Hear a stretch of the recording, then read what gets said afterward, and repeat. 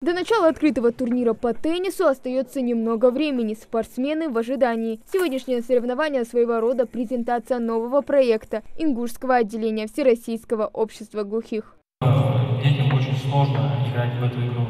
А потенциал в адаптивного тенниса для реабилитации, социализации огромный. Это самый интенсивно развивающийся вид адаптивного спорта в сообществе незрячих людей, не только у нас в России, но и в мире в целом. Регулярно в России последние годы проходят региональные, межрегиональные всероссийские турниры, в которых участвуют каждый год все больше и больше людей. Но прежде чем приступить к самой игре, новичкам объясняют правила, в числе которых и Соня Чаниева. Девочка плохо видит с рождения. В этом году она пошла в 1 класс, а потому решила не отставать от спортивной составляющей школьной жизни.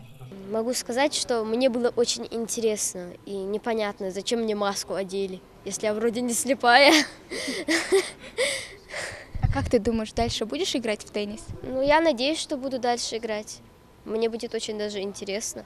Ну а пока принимать участие в таких турнирах девочке рановато. Шоу-дан, или как его по-другому называют, теннис для незрячих и слабовидящих, довольно сложный вид спорта. Ну а спортсмены постарше и с опытом уже приступили к своим настольным баталиям.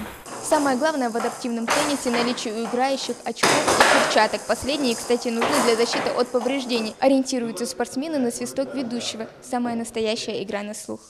А вот специальные очки нужны для того, чтобы уравнять шансы слепых и слабовидящих. Игровой процесс разделен на 3 партии, каждая из которых длится до набора одним из участников 11 очков. Попадание в лузу приносит своему автору 2 очка. Судья оповещает игроков о забитом голе 2 свистками.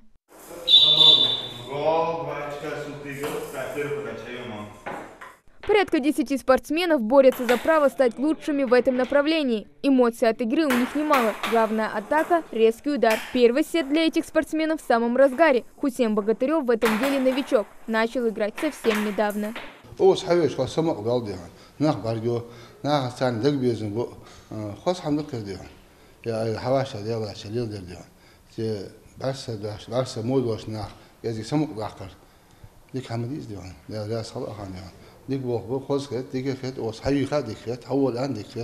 Реализация проекта «Адаптивный теннис для маленьких чемпионов» возможна благодаря грантовой поддержке Фонда президентских грантов. В рамках этого проекта мы хотим открыть детскую секцию настольного тенниса для незрячих и слабовидящих.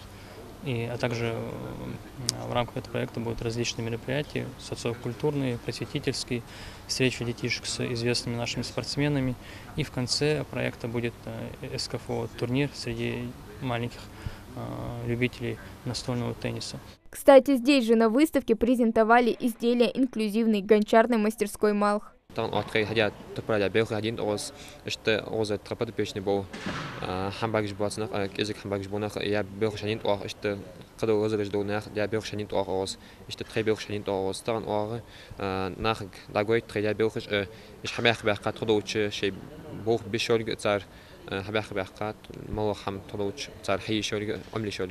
В общем, региональное отделение Всероссийского общества слепых на достигнутом останавливаться не собирается. Ну а в завершении турнира победителей и призеров наградили медалями и грамотами.